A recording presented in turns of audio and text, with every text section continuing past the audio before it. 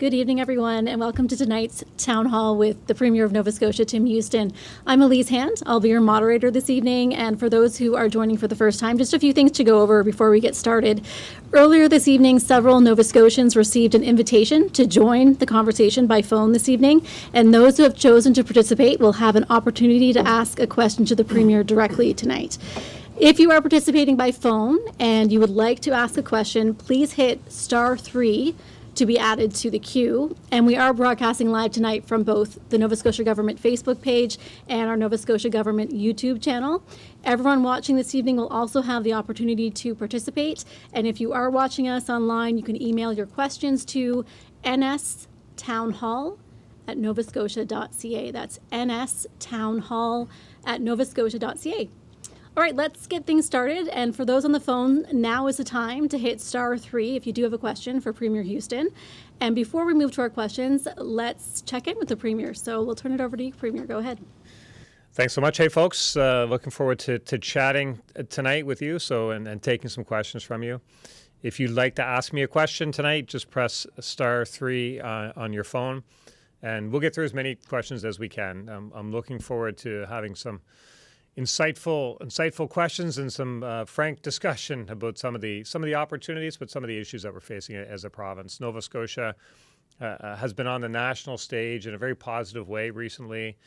A lot has been happening since we did our last one of these town halls, so there's lots to talk about. I don't know if you've recently saw the news over the last couple of weeks, but we've had some positive news on the health front.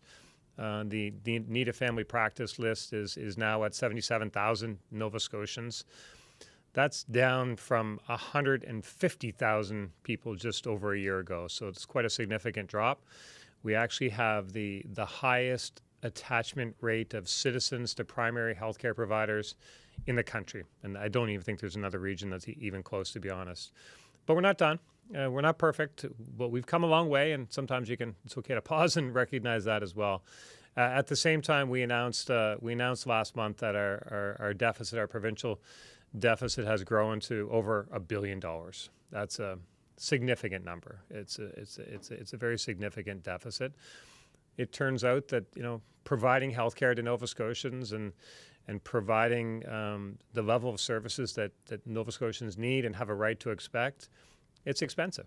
It's expensive to provide healthcare. It's expensive to provide lunches to school children. It's expensive to provide you with the services you need. So we know that we have to be able to pay for them to be able to sustain providing those services. So to do that, we need to make sure that we're growing our economy. That's why I've been focused so much of my attention on the energy file and the natural resources file right now. You may have heard that I'm now the Minister for Energy for the province as well. And I did this because we have incredible opportunity on this file. And I just thought it needed the attention at the very highest level of government from the Premier's office. Because if we can get our energy opportunities right, if we can seize on those opportunities and we can develop our natural resources in general in a safe and sustainable way, then we can grow our economy. Then if we grow our economy, then we can pay for the important services that you have a right to expect. So there is a place for Nova Scotia in the discussion on wind, offshore wind west for sure, also on oil and natural gas and geothermal. So much potential in the energy file, of course, and we can do it safely, we can do it sustainably, and we have to have that discussion. Responsible resource development will create new jobs. It will create more opportunities for families. Will create more careers. And here in Nova Scotia, we all know someone who's had to leave Nova Scotia, maybe head out west for work. So we have lots of Nova Scotians who are already working and developing resources elsewhere. We can do that here too. So I was especially excited last month to see the Prime Minister listing Wind West, our Wind West proposal, as one of Canada's projects of national interest. That's a very significant moment. We actually have some of the fastest offshore wind speeds in the world. The wind blows a lot in our offshore. The wind potential is capturing imaginations of a lot of people, including the Prime Minister, including the federal government. So we've recently opened the bid process. The parcels that were we're looking at in the wind development areas that we talk about in our offshore.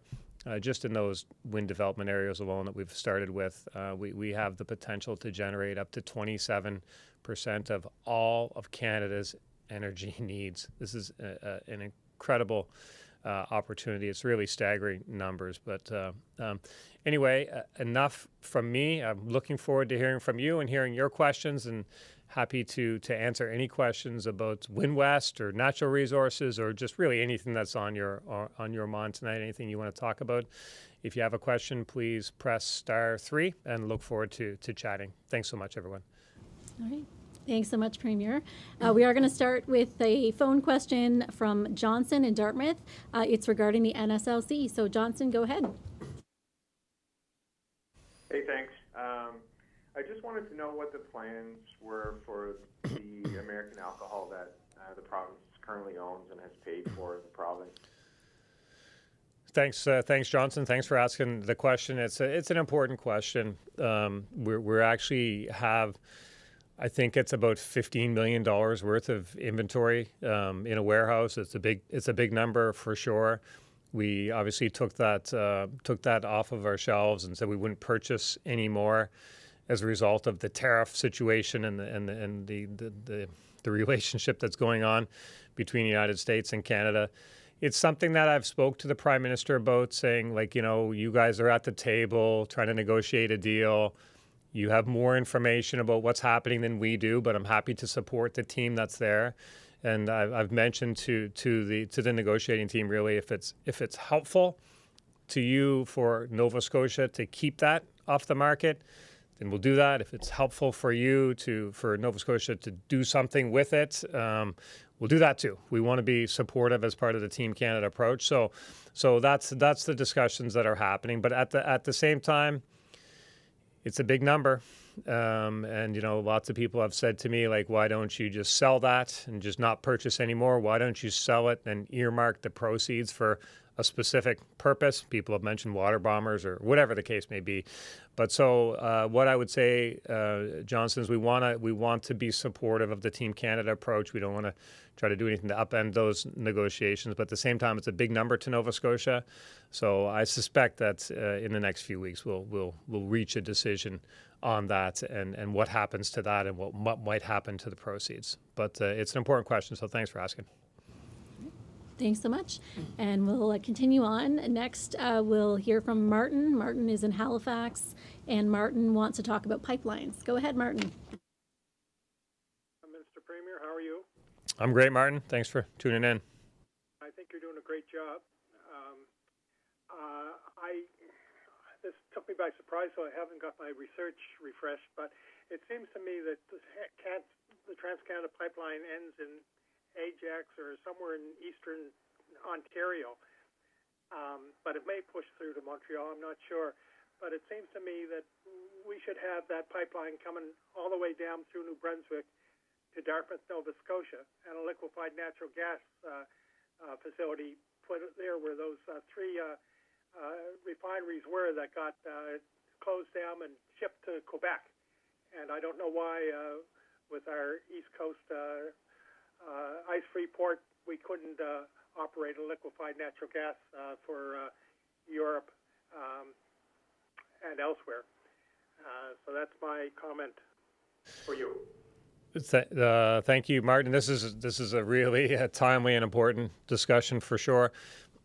I have been a supporter of the Energy East pipeline, the Energy East concept that's been discussed and has been on the table and taken off the table and put back on the table and all those things. But I've been a supporter of a pipeline across the country for sure.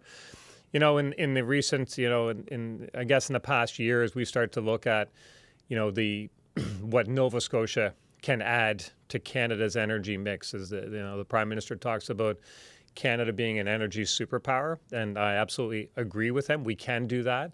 And I think Nova Scotia has a big role to play in that. I mentioned the offshore wind, but we also have offshore gas. We also have offshore oil. And these, the whole offshore industry is not new to Nova Scotia. Nova Scotians are familiar with the industry. We've had an industry here in the past. So we have massive amounts of incredible potential, and certainly the the research that's been done suggests we have massive amounts of gas in our offshore. Could be 150 trillion cubic feet of gas in the parcels that are currently out for bid. It's a big number. Could be over 1 billion barrels of oil, also a big number. Plus we have onshore gas. Could be 30 trillion cubic feet of gas onshore, just under our feet. So these are big numbers, but just for perspective, when you think about those amount, like if those, and I believe once the development really started in earnest, they could just go up, just the way that the fields lay out there and stuff. But to put that in perspective, if those numbers were to hold true, it would mean that Nova Scotia has more gas than Alberta has left. Think about that. Nova Scotia could have more gas potentially than Alberta has left. That would bode for a very bright future.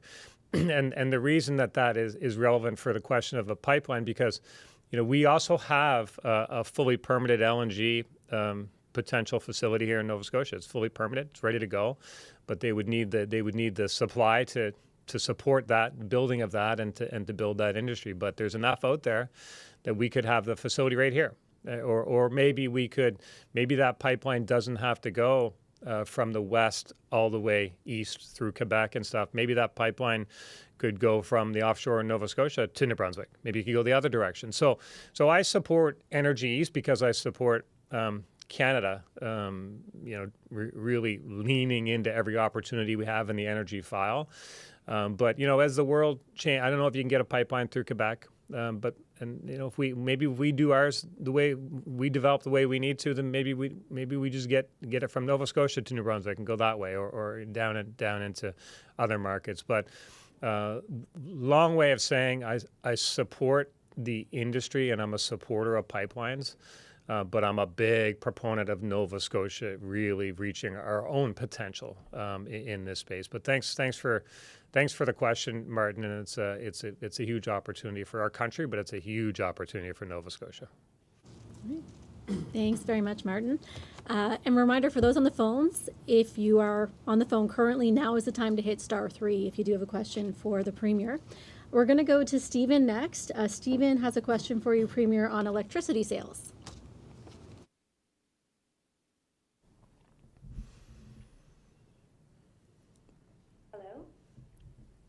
Oh, sorry, this is Nicole. Oh, hey, Nicole. Sorry, it's Tim. Hi, Go ahead. Hi, Premier. Right now, Nova Scotia Power's monopoly limits residents' ability to innovate and participate directly in the energy economy. So is your government open to exploring a framework where residents and municipalities can generate and sell clean energy, maybe not back to the Nova Scotia grid, but actually innovating new ways to create independent grids, so that we can actually create an open and competitive market that's not only resilient but increases local ownership instead? Thanks, Nicole. And I think you're, I guess, probably mainly speaking about solar on multi-unit, maybe, or maybe speaking about some other opportunities as well. But I guess what I would say is across the energy space, obviously our rates are high, and the high rates are hurting people. There's no question about that. So we're always looking at ways to how we can support Nova Scotians and giving them access to more affordable electricity for sure. So we're open to that. That's kind of the first thing. The specific question about what we would call maybe more district. We have district heating. We have those types of kind of closed circuits, smaller grid areas. We are open. Those are discussions that are happening.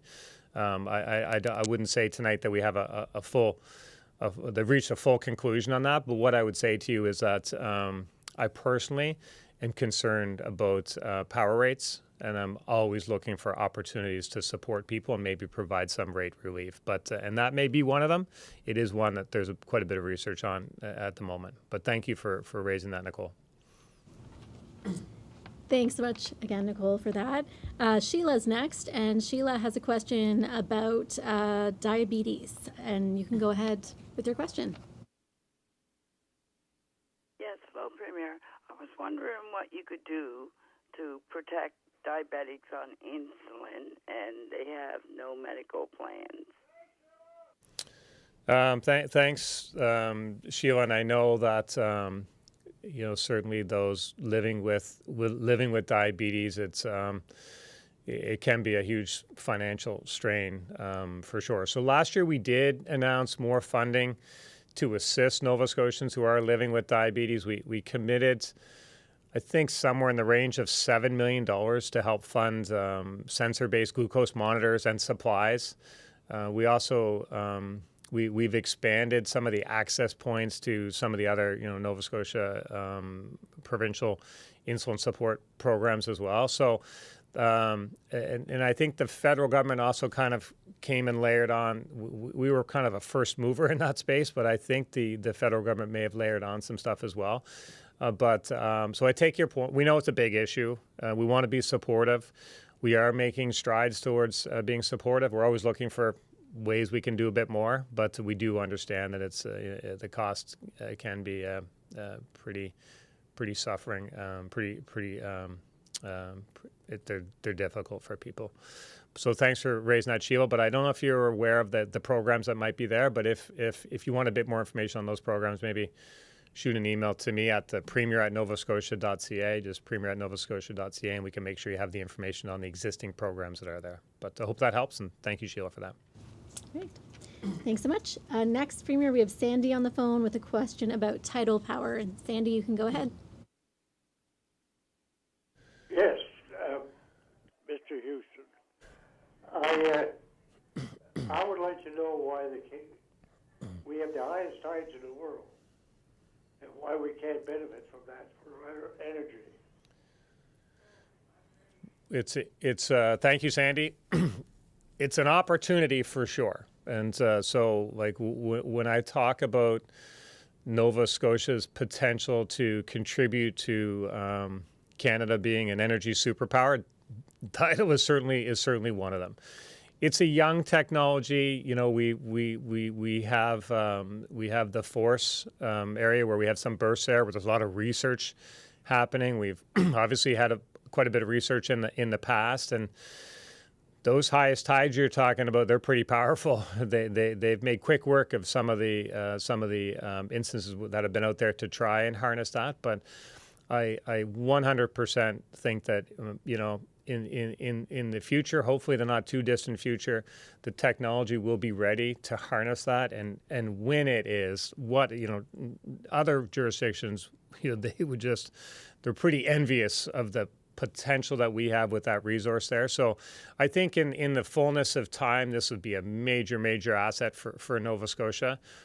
Today, the technology is still developing, and we're trying to support the development of that technology through investments, through just opportunities to support companies to try and try their stuff out on our tides there. But it's a work in progress. It's developing technologies, and I believe in the future Nova Scotia will be well served by those access to those tides. But so it's on the radar, but it's just not quite there yet today. Hope that helps. All right. Thanks, Premier. We are just going to remind folks, if you are on the phone line and you have a question for the Premier, just hit *3, and we will do our very best to get to your question before the end of the hour. Next, we're going to go to Frank, and we're going to switch gears and talk about support for farmers. So, Frank, you can go ahead. Yes, Premier, just curious to know if the government's going to provide any financial assistance to farmers. Agriculture has suffered tremendously during this drought. They're under tremendous financial stress, and costs are exceeding returns. That's my question. Yeah, thank you, Frank, and certainly we love, all Nova Scotians love our farmers for sure, and we know it's a tough industry anyway, but we know that right now with the conditions this year, the drought has just been pretty unimaginable, to be honest. But we know that is adding significant stress to our farmers and our farming communities. Minister Morrow he's been out on the road visiting farmers, talking to them, listening to them, trying to understand what it could be, what it what might help, and then we have to marry that with what's possible. But certainly we're working through Prenia and the department folks to really understand the impact. And I've certainly I've seen some of it myself, some of the impact on some of the fields for some of the crops, and I know in some situations it's not just this year's crop; it could have like serious implications on future crops as well. So this is a big issue. We're concerned. I'm personally concerned. We'll do what we can. I don't know what that is today. Frank. But we have taken some early steps on some of the programs that have been there. The on-farm water management program, that was a program that had a few $100,000 towards it. We've increased that right away to over $1 million to try to help get some new wells built where that may help. But we're feeling the pain alongside you, and we'll do what we can. I just don't know exactly what that fulsome picture looks like today, Frank. But we understand it's a major issue. Thanks again for your call, Frank. Next, we're going to Mount Uniacke, and Danielle is on the line with a question. Danielle, you can go ahead. Oh, hello. Thank you, Premier. I think you're doing a wonderful job. I have a question. Where we're living in Mount Uniacke, there's so much construction going on, and they're building subdivisions and everything. And I was wondering if we would ever be eligible for natural gas. Yeah, thanks, Danielle. It would certainly, it's certainly my hope that affordable natural gas would be available to more and more Nova Scotians. Certainly, I think the numbers just would prove out that the closer people are to the energy source, the more affordable their energy is. And I was looking at a study, actually it was from British Columbia, but it was showing that residents that were kind of in the catchment area of where some of the exploration development was happening, they're paying a fraction, at least half or less of what residents in a community that's just 500 kilometers away would be paying. So because moving it around costs money, and so imagine if in 500 kilometers it doubles, we're on the other side of the country. And all the natural gas we use is coming through the United States right now. So that's not a great position to be in. And we have the resources. We know that we have some work to do to really illustrate to Nova Scotians that it can be developed safely, and it can be developed sustainably. So we're gonna do that work, and make sure that people have some confidence. But absolutely, when we are developing our own natural gas, and I mentioned before, 30 trillion cubic feet could be under feet onshore, and then 150 offshore. But when we're developing that in a safe, sustainable way, it would absolutely be one way that we can reduce people's energy costs. So, and certainly the gas would be something that would be I would be pushing to make that available to Nova Scotians, and just the economics would suggest that market makes sense as well. So we want you to have choices. We want you to have opportunities to have affordable energy, and I believe, I personally believe that natural gas is one of those. So yes, it's something that my hope would be available to you. Thanks, Premier, and thanks, Danielle. Next, we're going to Anne, and the Premier, Anne, has a question on West Mabu Park. Hey, hi, Anne. Hi, Premier. As a citizen of Nova Scotia living here in West Mabu, it's top of mind. I do appreciate and I listened carefully to your other questions and enjoyed that. But I would like to know where you stand on the preservation of the parkland for future generations of Nova Scotians. We already have 4 golf courses on the cliffs of Inverness County, and this little parkland is a gem and jewel, and your government ecological study has shown that nothing should ever be built in there. So I'm wondering where you stand on this, sir. Yeah, no, thanks, Anne. I appreciate the question, and of course, as Nova Scotians, we love our outdoors, we love our coastlines. You know, it's a part of who we are. So we all enjoy that and respect that. We are open to hearing new ideas about what's possible in growing the economy and contributing in a positive way. So we're at the stage, I think, where we need to be realistic that we can't just say no right out of hand. We need to be able to listen carefully and understand what the impacts may be and then make an informed decision. So I think that's what's happening in this particular situation. We're opening to hearing new ideas about what's possible. We're always looking for ways where we can support economic development in a safe way, that is beneficial to our communities, and have a transparent process. So what I could say is in this situation specifically, I know the local MLA. Kyle's very engaged with the community. He's meeting with people. He's listening to people. He's talking to people who have strong feelings on both sides of the issue, because there are those. But there are people who have strong feelings against and strong feelings for. But there are a whole bunch of other people that just want to know that there's a fair process and have information shared with them. So I think this is at that stage where we're just listening to see what happens, what's possible. But so I appreciate you flagging a concern there. And we'll be listening very carefully along the way through this process. Hope that helps, Anne. Thanks again, Anne, for your call. Martha is just outside Sydney, and Premier, she has a question about doctor training. So, Martha, are you there? Can you hear us okay? Hi, Martha. Hi, can you hear me? Yeah, I can hear you now. I'm just wondering why we have qualified doctors here working retail, and for them to write a test to qualify for anything, it costs them between $20,000 and $40,000, and there's still no guarantee that they would get a residency at all. It just seems ridiculous. We have 90,000 people without doctors. So that's what I'm wondering, why we can't just test them, and why charge them if they are capable of doing the job.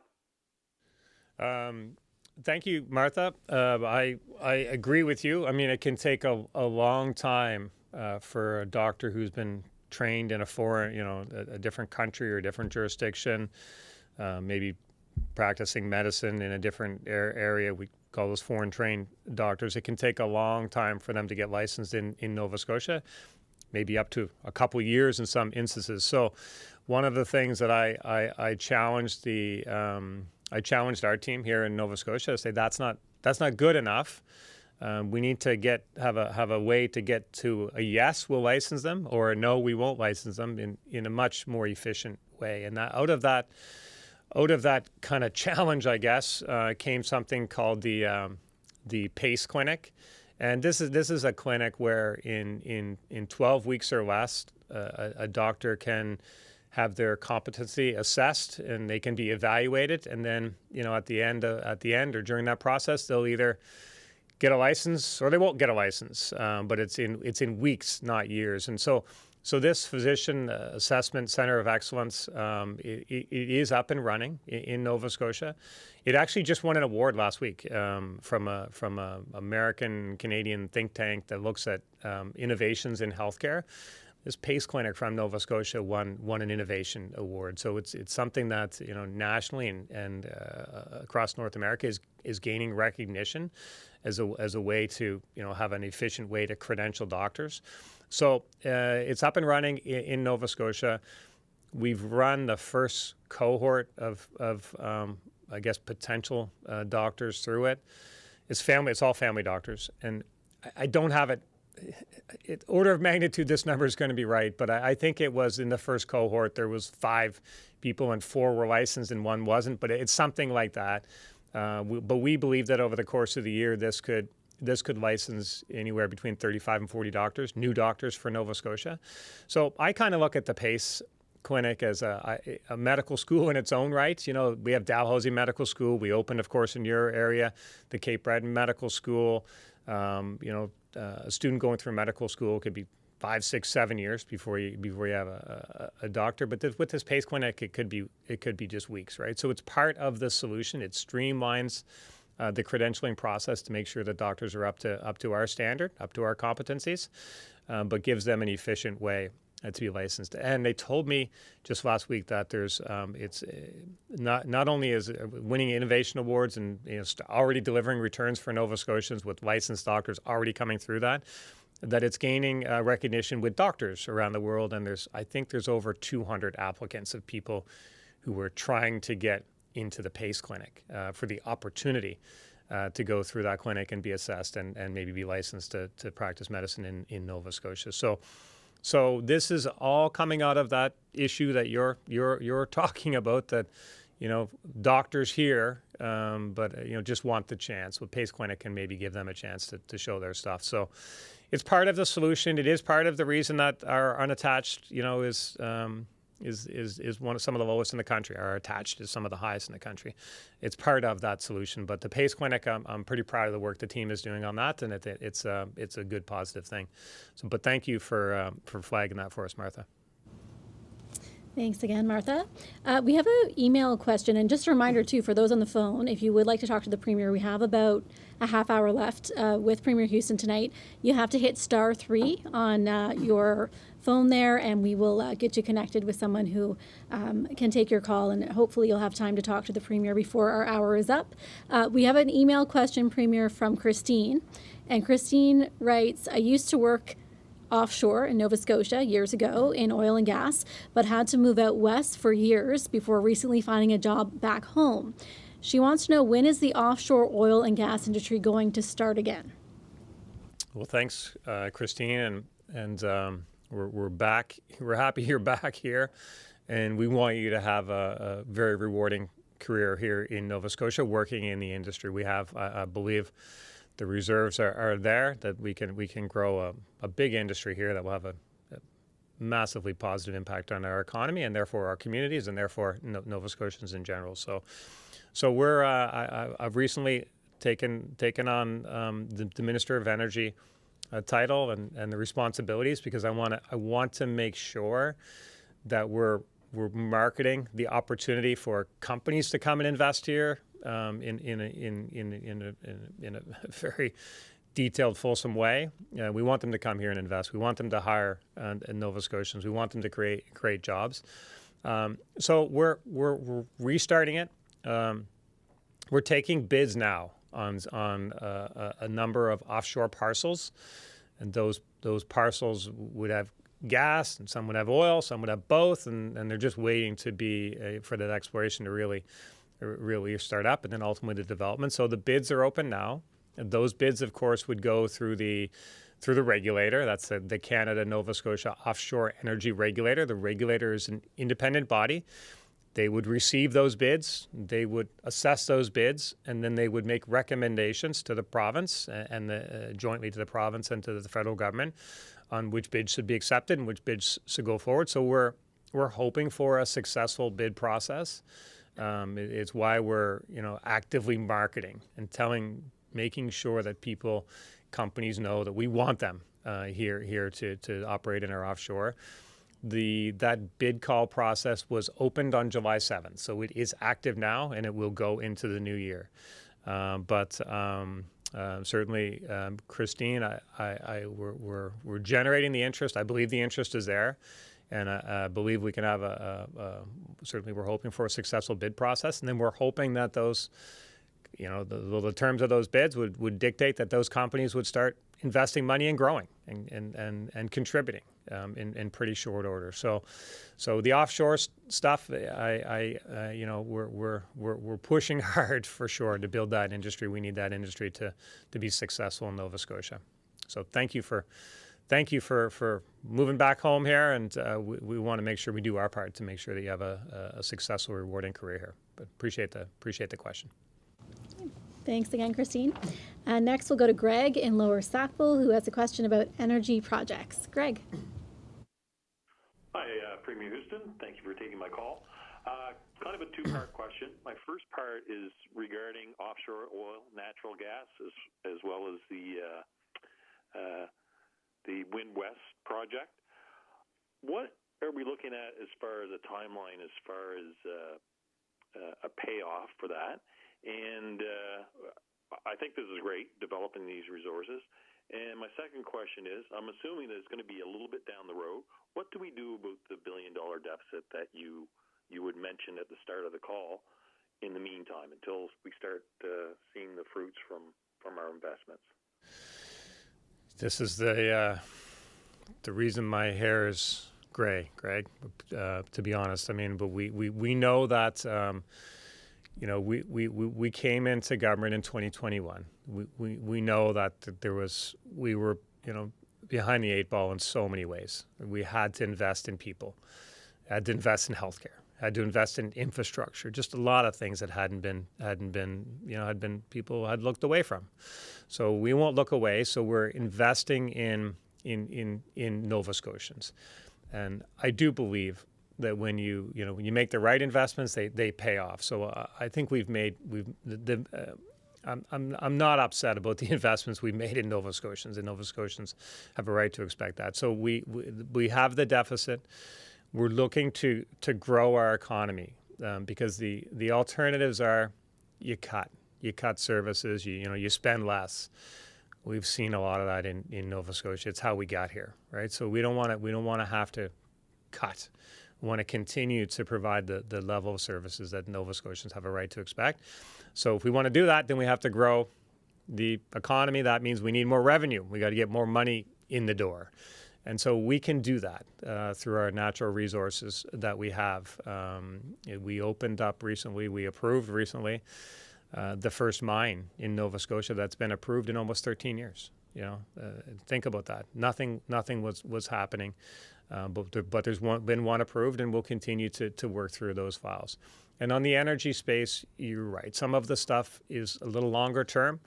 Some of it is a little medium term. And some of it is maybe even shorter term. If we can find a way to develop our onshore gas in a safe way that's sustainable, that's the nearest term. Geothermal, near term opportunity. These are like opportunities that are right in front of us that can have an impact in the next couple of years or sooner.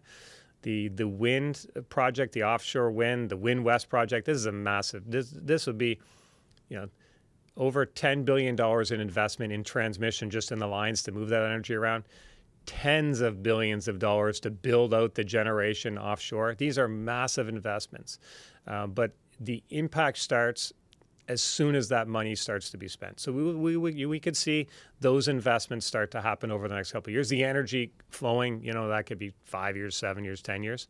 But all of this to say, I believe that as long as we are on a path towards prosperity, and I see that path to prosperity very, very clearly, but as long as we are on that path heading towards the destination where we really have, significant revenues from these energy files, from opportunities from these natural resource opportunities, as long as we're on that path, then we can feel confident about investing in Nova Scotians today. So I think we're on that path.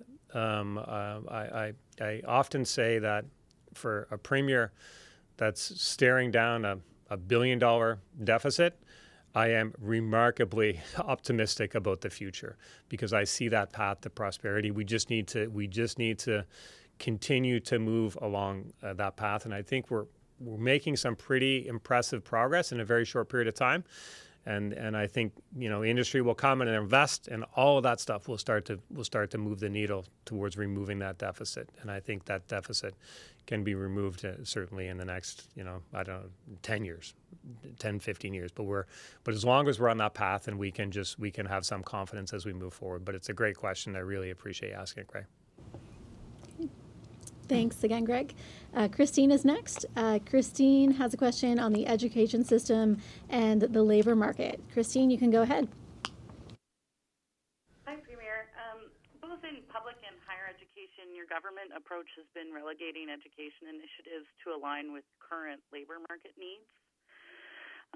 My concern is that this approach doesn't allow us to think outside of our current labor limitations and isn't really the purpose of critical thought, which is the goal of higher education.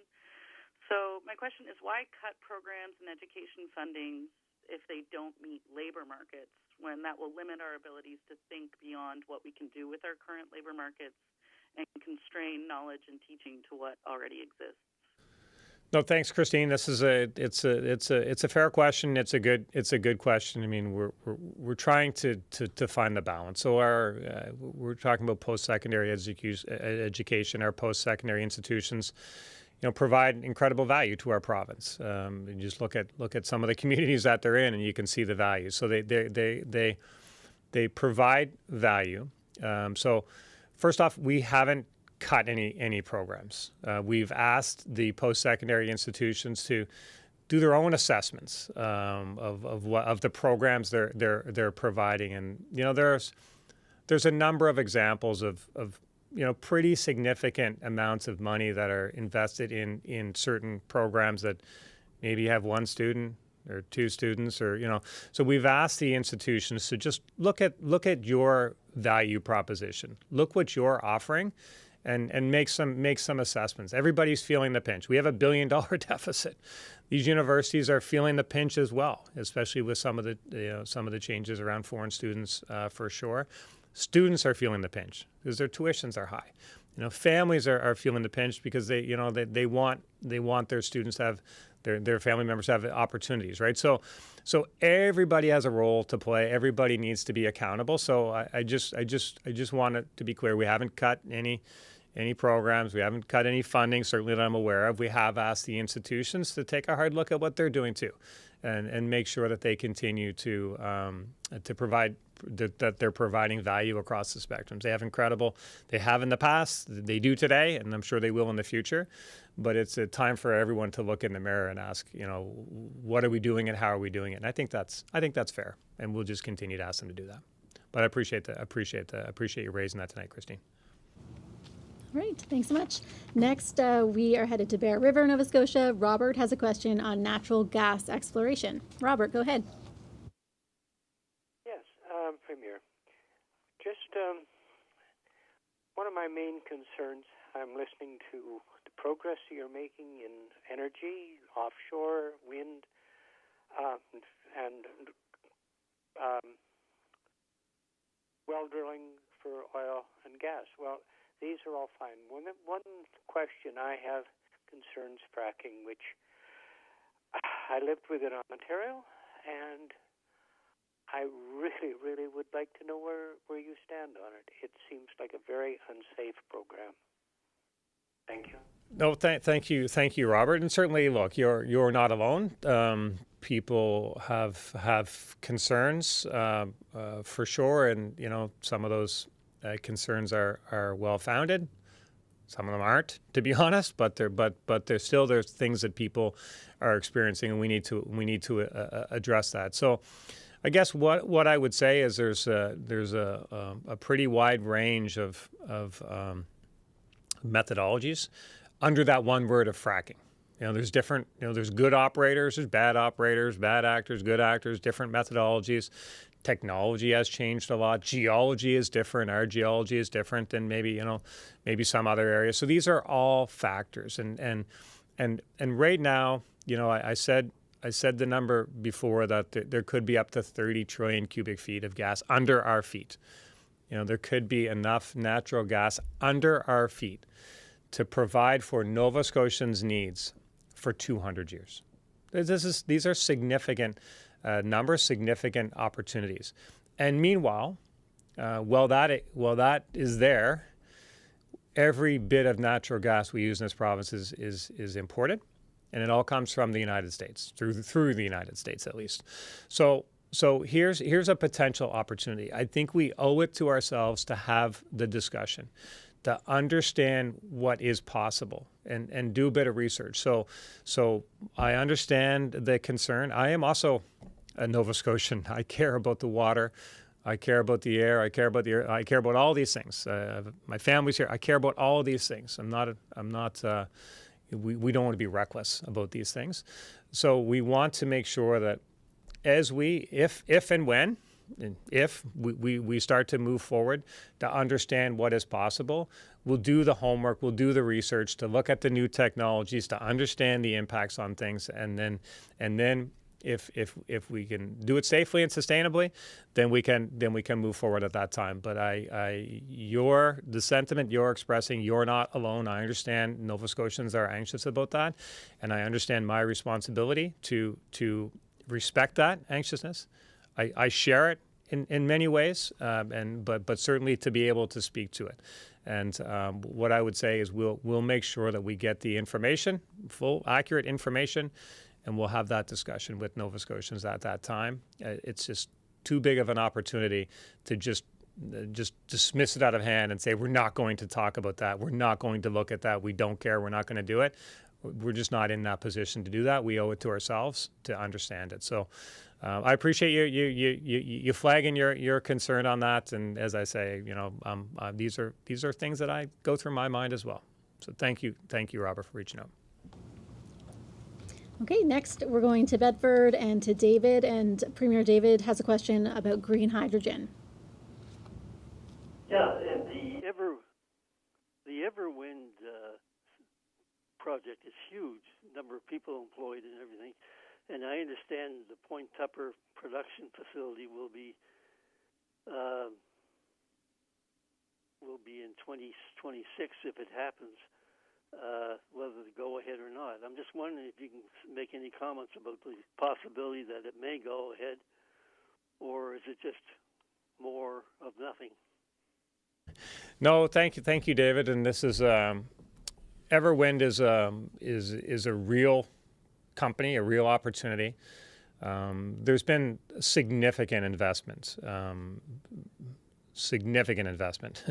made through them, and they seem to be doing their homework for sure. But I don't know what their timeline is, David. But I would say to you that as we have the discussion, natural gas, wind, west, geothermal, green hydrogen is a part of the discussion on the international stage, and we have the most advanced permitted project, and I think it's still the most advanced in the world. It was at one point, but it's well advanced in its permitting. It's kind of a project that internationally, when people talk about green hydrogen, they talk about that project in Nova Scotia. It's definitely in the discussion. So I'm still very optimistic, but certainly everything I've seen from the company is a continued commitment to moving forward and just nudging along as they do it in an industry that's kind of still in its infancy as well. But that's a well-respected name in that sector and internationally, and they're right here in Nova Scotia, and they're investing in our communities here in Nova Scotia, and I believe they're still as optimistic as ever. So yeah, I'm glad you raised that, David. It's an opportunity for sure. Okay, and next we have a question, Premier, on the mining industry, and it's from Myra. So Myra, you can go ahead.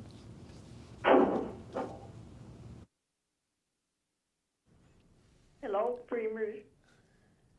Hi there. Hi, Premier Houston. And how are you today? I'm doing. I enjoy this. People calling in, asking questions, and I enjoy it. It gives me a good feel for what's happening. So I'm glad you're tuned in, and I look forward to your question. No, don't make it too much of a hard one, though. No, I won't. Okay. You're doing a wonderful job, I must tell you that. Thank you. I was just concerned about the mining going on in Goldboro. Yeah, thank you, Myra. So I think that's the next gold project in that area. That's the one that just received some I guess the next tranche of permits.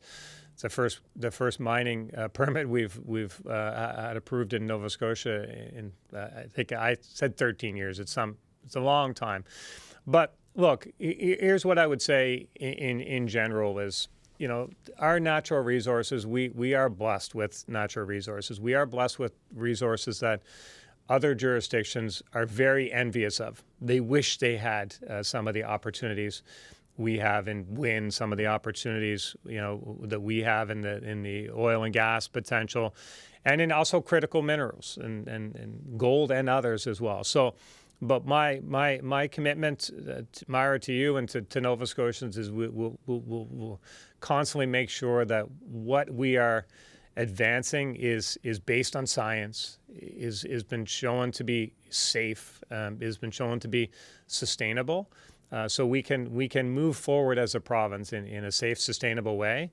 But we need to have the mindset of moving forward and having those discussions. So I think, you know, there's opportunity across the whole province, you know, different critical minerals in different areas of the province, but there's opportunity across the province, and we just need to have frank discussions about those. So that one in your area is one that there's a pretty frank discussion happening about right now. All right. Thanks again. Next. Thanks again. We're going next to Dale from Halifax. And Dale has a question, Premier, on helping those who are living rough. So, Dale, you can go ahead. Hello. Hi, Dale. Hi. Yeah. I've been enjoying your presence since you come on board with the Nova Scotia. Thank you. And I'm really impressed with what you stepped into. I'm just curious about the 10 people that they would get out and into something stable. Just getting into some kind of secure counseling to know who they are and what they have, and stuff like that. Just so they don't feel alone in their venture in their life. Yeah, thank you, Dale. And I think you're expressing the concerns of every Nova Scotian and every human being. That's kind of what makes us Blue Nosers, is we care about each other. So when we see those that are living rough or struggling in some way, we care, and certainly as Premier, I carry those things very, very personally too. I care very deeply about Nova Scotia, and I care very deeply about Nova Scotians. So we always want to do what we can. And I always say as government that, you know, we do what we can to support people. We actually do a little more than we can. That's how you get a big deficit of $1 billion, because you're spending more than you have. You're doing more than what you can. But no matter how much we do, we always wish we could do a little bit more. And that's kind of the approach that we have. So it's the living rough and our other Nova Scotians that we see living rough. These are very complex issues. They're very complex social issues.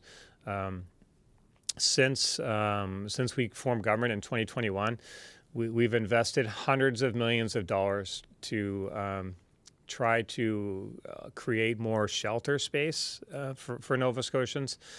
Hundreds of millions of dollars of investments in the shelters, but also those wraparound services that you're talking about, and those supports, like trying to help people find a job, trying to support people who are living with an addiction, or, you know, offer some support and help for those who are ready for that, because, you know, also people have to be ready for that help. But let me just say that we will continue to make those investments in shelter space and those wraparound services to try to support people. But we all feel it, and you've raised it quite eloquently tonight, Dale, and I appreciate you doing that. Thanks again, Dale. And that is going to do it for us tonight. Thanks, everybody, for tuning in. Thank you to the Premier for answering questions tonight. And thanks for our callers. We had some great questions. Enjoy the rest of your evening, and we'll see you at the next Nova Scotia Town Hall with Premier Houston. Thanks, everyone.